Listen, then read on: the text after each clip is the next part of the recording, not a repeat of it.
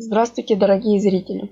Сегодня расскажу вам о недавно вышедшей игре под названием Assassin's Creed Восстание. Сразу скажу, что в игре присутствует замечательный перевод на русский язык, ибо не знающим языка людям было бы трудно играть в нее, а это потеря денег для создателей. Донатный донат. Но я считаю, что в нее можно неплохо играть и без вливания реального бабла.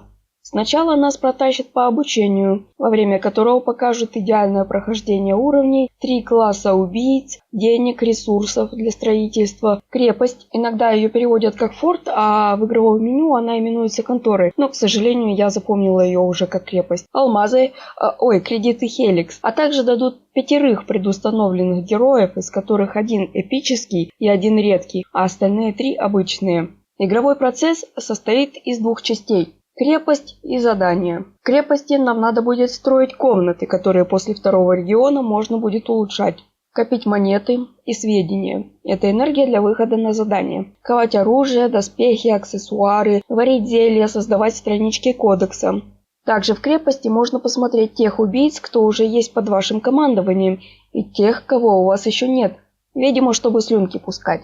Убийцы делятся на 3 класса. Тень, боец и специалист, каждый из которых делится еще на 3 вида. Таким образом, вы всегда сможете подобрать для себя подходящую вашему стилю игры команду. Если зайти в профиль убийцы, то мы можем увидеть его биографию, редкость, класс и вид убийств, в которых он специализируется. Есть краткое словесное описание с выделением его способностей цветами класса, так как есть смешанные типы убийц. Также есть вкладка навыков, где можно подробно почитать, что какой навык делает, а также количество зарядов навыка, что очень важно, так как эти заряды даются 1 раз на уровень, и если вдруг закончится, то придется выживать как сможешь. Также во вкладке навыков можно увидеть пассивные навыки и умения, которые влияют на действия в крепости, а во вкладке характеристики можно увидеть данные уже в цифрах. Когда у вас появится оружейная, то и в профилях убийц появится вкладка снаряжения, где можно будет одеть на убийцу скованное оружие, доспехи и аксессуары, которые, кстати, могут выпасть и из сундучков.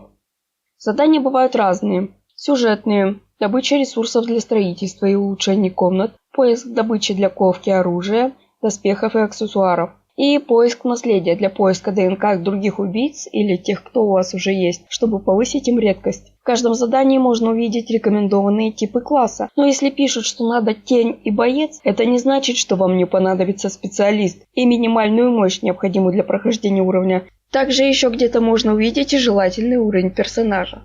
Во всех типах заданий, кроме сюжетных, открывается режим прохождения Блиц, когда вы их пройдете на 3 звезды. После прохождения в режиме Блиц у всех, кто участвовал, отнимется немного здоровья, но задание всегда будет выполнено. Проходить 1 уровень в день можно максимально 5 раз, но уровней много, мало не покажется. Также, если нет времени или желания думать, но вы знаете, что все убийцы подходят по параметрам и мощи, то можно использовать автопрохождение уровня с регулировкой скорости прохождения. В игре пока что 5 регионов с различными заданиями, которые надо проходить по очереди, сюжетно имеется в виду. По достижении определенного уровня братства откроются события, выполняя задания в которых можно получить неплохие награды. Также сама игра раза 2 точно говорит нам, что для комфортной скорости прохождения игры необходимо выполнять ежедневные задания, и я это поддерживаю. Что же в итоге? Очередная брендовая шелтеровского типа игра с коллекционным элементом, но с достаточно интересным подходом к заданиям, а также пошаговый бой, прекрасный перевод на русский язык и отсутствие рекламы. Возможно, пока что.